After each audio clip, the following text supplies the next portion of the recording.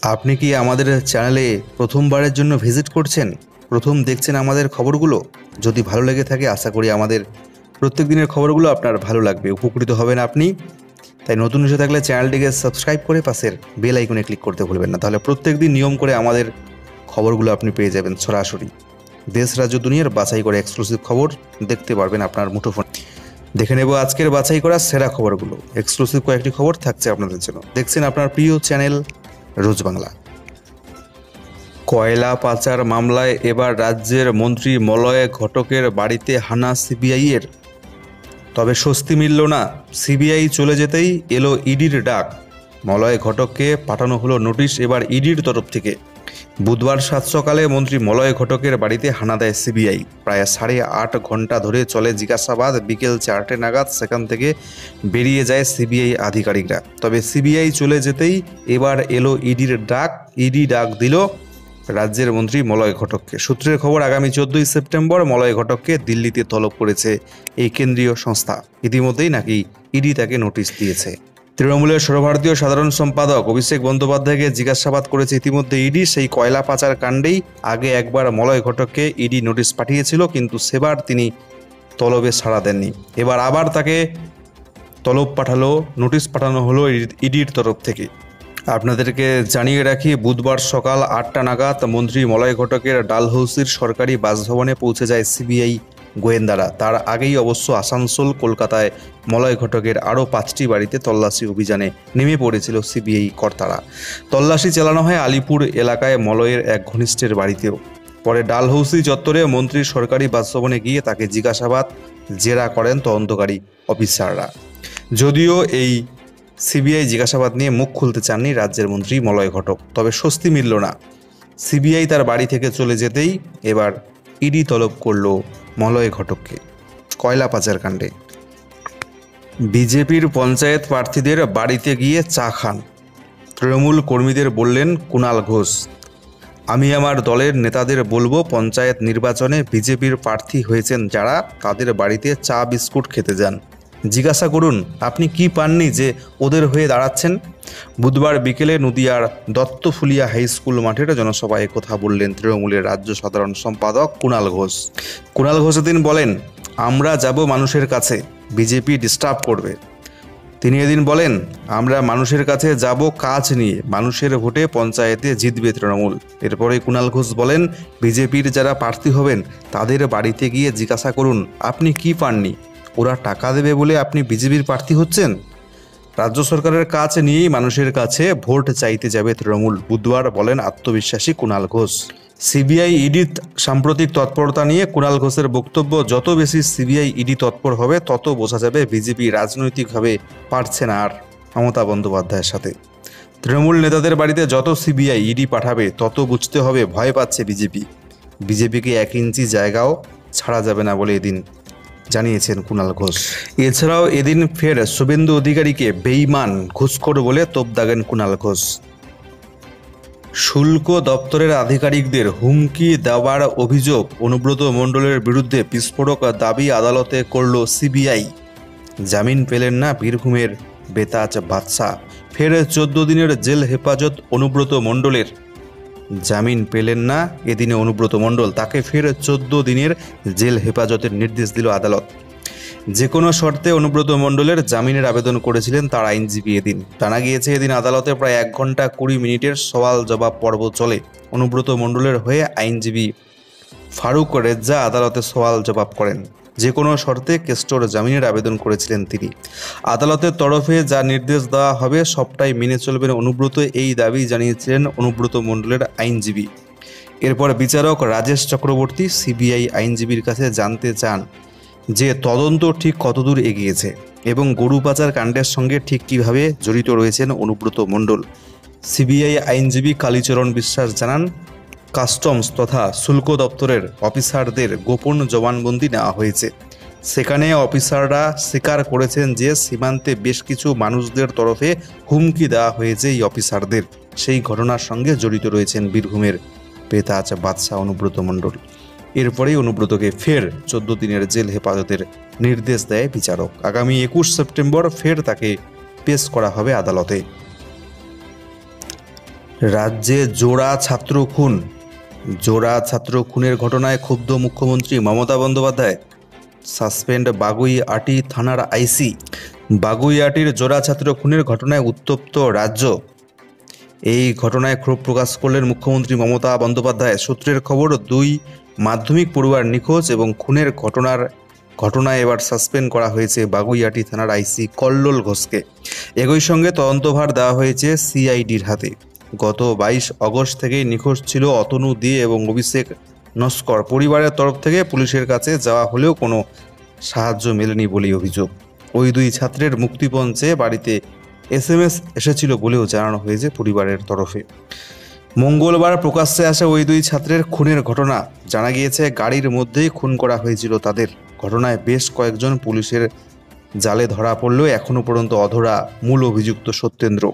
ওই 2 ছাত্রের মৃত্যুর খবর প্রকাশ্যে আসার পর থেকেই ক্ষোভে উত্তাল বাগুইআটি। ভাঙচুর চালানো হয়েছে অভিযুক্তদের বাড়িতে। আজ প্রশাসনিক বৈঠকে গোটা ঘটনা নিয়ে ক্ষোভ প্রকাশ করেছেন মুখ্যমন্ত্রী।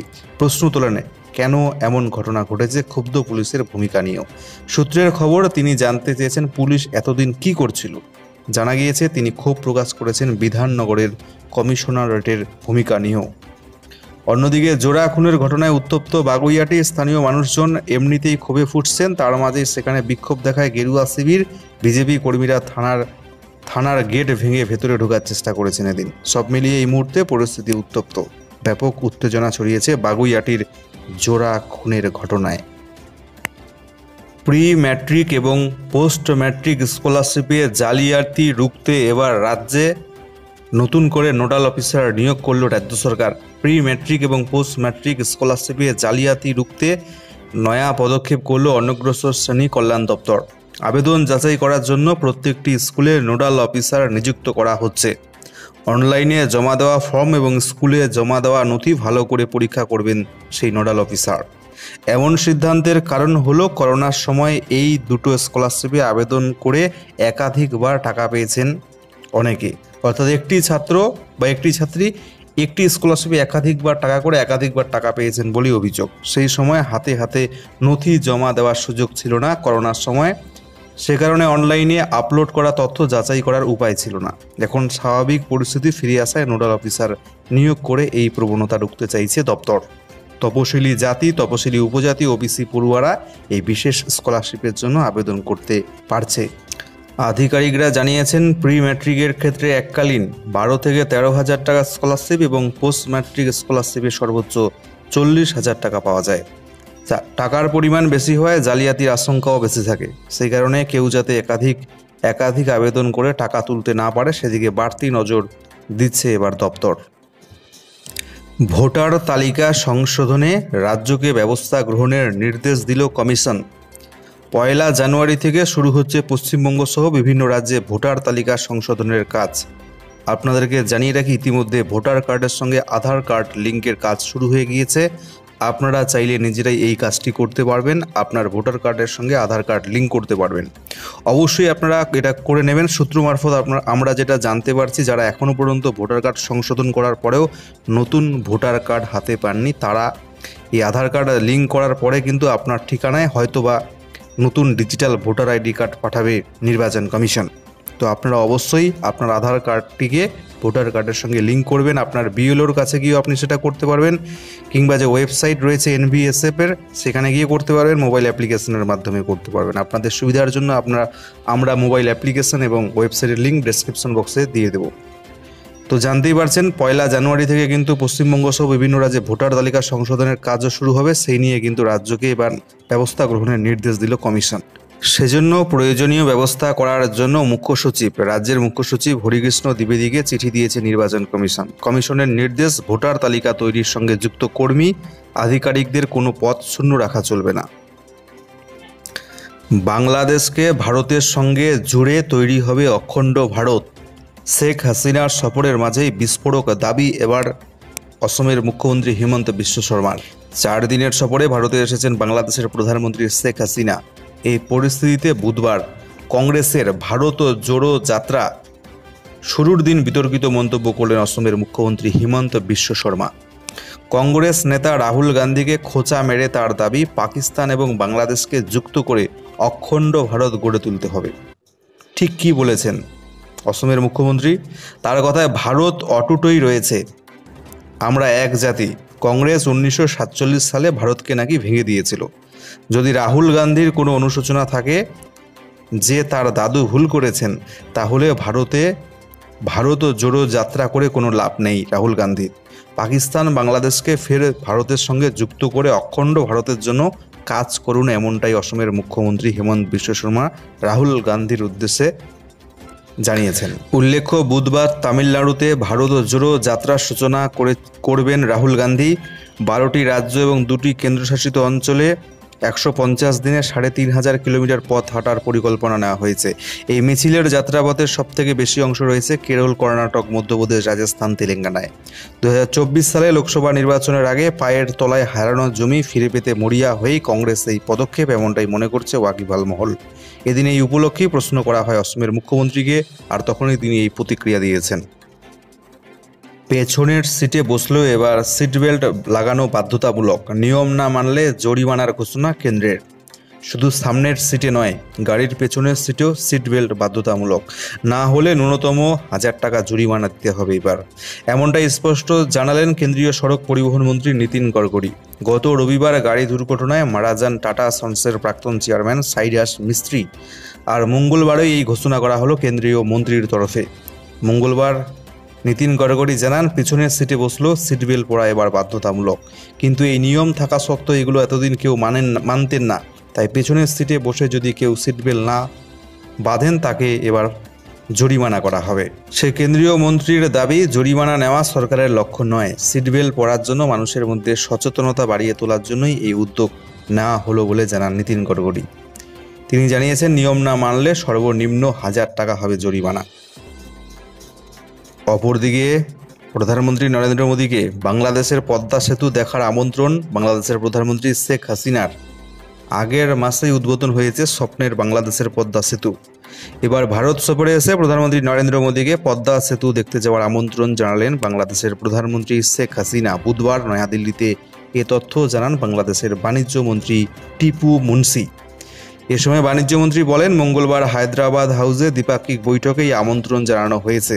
আমন্ত্রণ জানিয়েছেন কারণ এই পদ্মা সেতুতে শুধু বাংলাদেশ নয়, এই অঞ্চলের সব দেশই কম বেশি উপকৃত হবেন।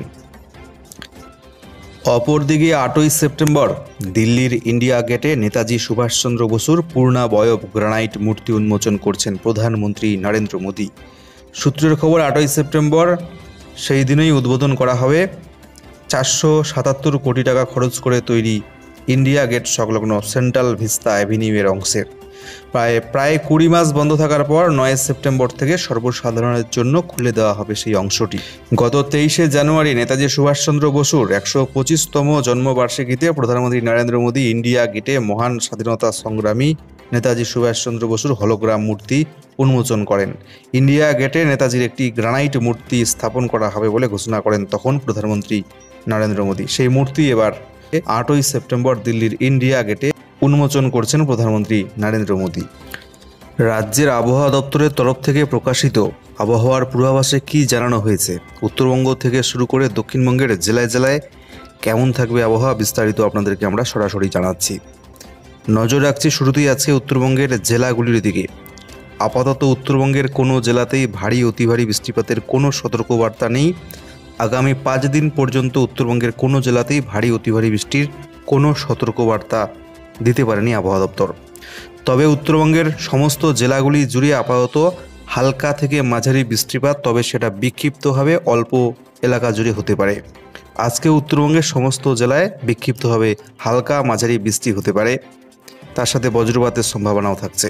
অপরদিকে দক্ষিণবঙ্গে আজ এবং আগামী 24 ঘন্টা অর্থাৎ বৃহস্পতিবার এবং শুক্রবার ভারী বৃষ্টিপাতের সতর্কবার্তা আপাতত নেই। হালকা মাঝারি বৃষ্টি বিক্ষিপ্তভাবে জেলাগুলি জুড়ে হতে পারে, তবে শনিবার থেকে দক্ষিণবঙ্গের বিভিন্ন জেলায় ভারী বৃষ্টিপাত হতে পারে বলে জানা যাচ্ছে। শনিবার নাগাদ অর্থাৎ 10ই সেপ্টেম্বর উত্তর 24 পরগনা, দক্ষিণ 24 পরগনা, পূর্ব মেদিনীপুর এছাড়াও ঝাড়গ্রাম, পশ্চিম মেদিনীপুরে কিন্তু ভারী বৃষ্টিপাতের সতর্কবার্তা রয়েছে। ভারী বৃষ্টিপাত হতে পারে শনিবার নাগাদ দক্ষিণবঙ্গের এই জেলাগুলোতে।